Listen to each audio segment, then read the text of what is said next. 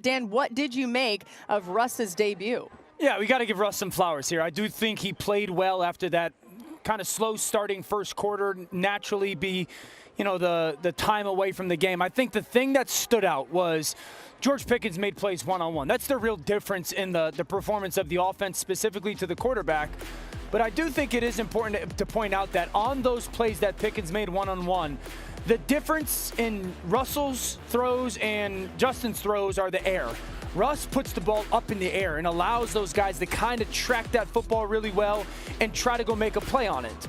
Justin's more of a driver of the football. So, again, I don't think that this was some masterful performance, but I will say that some of those plays that were made down the field by George in those one-on-one situations are in part because of the air that Russell put underneath those throws to go make some of those plays.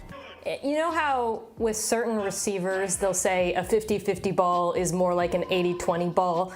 With George Pickens, it might be 95-5. I mean, he is quite possibly the best contested catch receiver in the NFL right now. And to Dan's point, the Steelers' offense was successful in this game largely because of Russell Wilson's willingness to throw him those balls. Frankly, an underthrown ball to George Pickens is a good ball because of his ability to work backwards, as we saw there, and make impossible catches. So, I think moving forward for the Steelers, that formula, whereas with some receivers, I'd say, I don't know how sustainable it is, low percentage throws outside the numbers. But when you have George Pickens, it actually is the right formula, and it definitely worked against the New York Jets. Yeah, I also think what you saw was Arthur Smith understanding who Russell Wilson is. When you look at that drive in the third quarter that ends with the score, there's the pick play from a bunch formation to George Pickens down the sideline that Russell underthrows, but George Pickens makes the catch on the tip. And then there's also the pick play that involves Freiermuth and Pickens on the outside, where Freiermuth gets up the field and catches the football with one hand. And then you saw the run game. You also saw the boot game, getting Darnell Washington involved. And so I felt like Arthur Smith took a step forward with a little bit of confidence that he had in Russell Wilson that seemed like he wasn't thinking about necessarily protecting him the way that he protected Justin Fields. And when Mina and Marcus and I talked on Friday, we wondered what would change. And what changed to me was the confidence the play caller had in the guy quarterbacking his team. Yeah, explosive plays too, RC, like we talked about. Here's the thing that happened, though. Mike Tomlin told the whole world, stay out of grown folk business, all right? And we all watched and saw Justin Fields have some success, but the element of explosive plays is exactly what he was betting on, and it came to fruition. And I'm with you, Dio. I don't think all of those throws were great. It was just the willingness to throw them.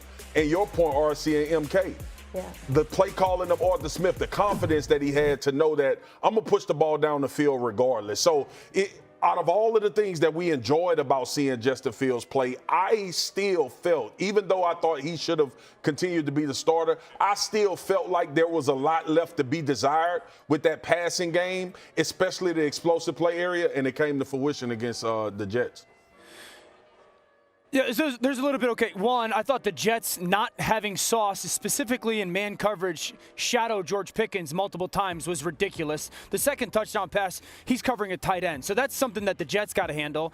And I do think Russ moved in the pocket better than I kind of anticipated.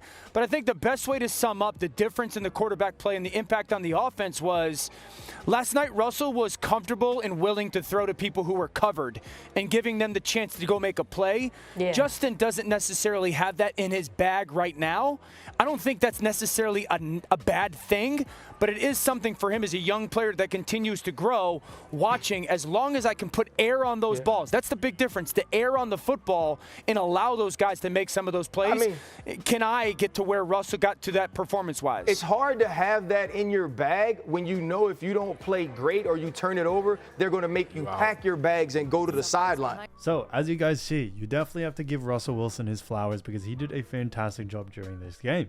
Now, it may not have put an absolute superstar type type performance, but I definitely see him continuing to become better as time goes on. I think that's definitely going to be a huge asset coming forward, especially when it comes to Russell Wilson during this Steelers season.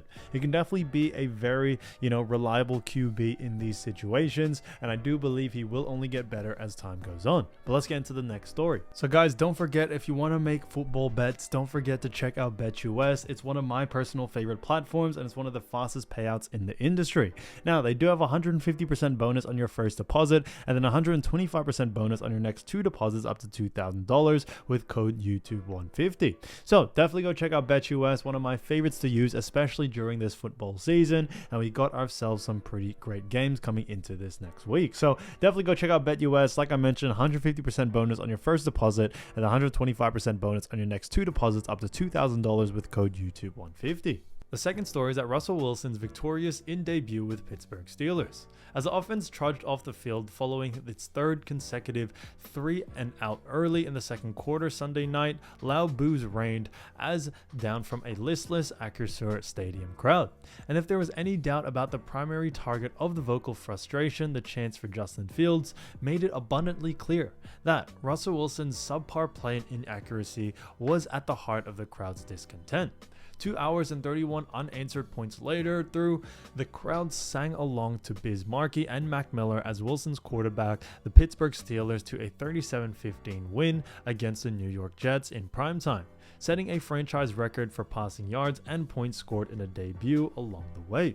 Wilson finished his injury-delayed regular season debut with 264 passing yards and 3 total touchdowns, and after completing just 2 of 6 attempts for 19 yards in the first quarter, including a 15-yard completion to Darnell Washington on his first attempt. Wilson completed 14 of 23 attempts for 245 yards in the final 3 quarters, increasing completion percentage from 33% in the first frame to 60% in the final 3. "I thought he was excellent," Coach Mike Tomlin said. "I thought he got better as the game went on, but I'm not surprised by that. It has been a while since he played some ball, but I thought he settled in, knocked the rust off and distributed the ball around and played well." Wilson, of course, heard the boos early in the game, but he said afterward that his steady mentality helped him rebound from a rocky start that saw the Steelers go 0 of 3 on 3rd down in the first quarter as underthrown passes bounced to the turf, and others were haphazardly thrown as the Jets' pass rush closed in. "I really believe in being natural, not being too high, not being too low," Wilson said, adding that he followed the advice of his late mental conditioning coach Trevor Mowat, "Stay the course." Wilson likened his performance to a baseball player starting 0 for 2 at the plate, but said he felt like he was going to get hot. "And sure enough, we did," Wilson said. "You catch the wave, and once you finish it, you don't let go." And I think the biggest thing is just knowing who you are, knowing the belief you have in yourself, and knowing that also too, he was my first time back, and I was like, okay, I'm starting to get a feel of it again. Here we go. The third story is that Garrett Wilson is the emerging trade candidate for the Steelers. Now, the Pittsburgh Steelers have been on the hunt for a big-name wide receiver all summer, but have yet to land a move they believe fills their biggest need. While they were in on trying to land Davante Adams, the miss and Adams ending up with the New York Jets may work out in their favor. With Adams in New York rejoining Aaron Rodgers as the clear wide receiver 1 for the Jets, the team may be looking to clear a roster spot at the position. Mike Williams is the most believable name to be moved as a reaction to Adams, but ESPN Adam Schefter's floated another scenario for teams like the Steelers. After the New York Jets' acquisition of Davante Adams this week, a select group of NFL teams have inquired into whether the Jets would be willing to trade fellow star wide receiver Garrett Wilson, league sources told ESPN on Saturday, Schefter writes. "Wilson makes sense as a splash trade for any team due to his low salary hit and rookie contract. Right now, the Jets are not interested in trading Wilson, according to Schefter. That does not seem to be holding teams back from calling. The Steelers have been the team to watch for all wide receiver candidates this season. They started with the pursuit of Brandon Ayuk, which went down the wire, and they were then interested in both Tim Patrick and from the Denver Broncos and also John Mechie from the Houston Texans finally. It was Adams who then explored the option of, despite the Jets being the heavy favorites, now it could be Wilson. With the deadline approaching, New York's next 2 games could help push the urge to move on from their former first-round pick, and if they do, the Steelers will be a team to watch. Now, on top of this, Arthur Smith is proving actually to be an excellent hire for the Pittsburgh Steelers, as the Pittsburgh Steelers were in search of an offensive coordinator as Matt Canada was letting go during the season last year. They hired Arthur Smith to become the new offensive coordinator, and what he has done to improve the offense is not being discussed enough. In 2022, the Steelers ranked 26th in points per game, averaging 18.1 points per game, and last season the Steelers ranked 28th, averaging 17.8 points per game. However, this season the Pittsburgh Steelers ranked 16th in points per game, averaging actually 23 points per game in 2024. Many will attribute it to Kenny Pickett being gone and Justin Fields and Russell Wilson being a significant improvement. While the QB room has improved this season over the last 2 years, which has also improved the most in the offensive play calling and scheme, below we also want to see that the Pittsburgh Steelers are averaging 5.2 more points per game than last season and 4.9 more points per game than 2 years ago. So, Pittsburgh are currently ranked 10 in top 10 or top 10 in rushing yards per game, and Najee Harris is coming off back-to-back 100-plus rushing yard performances.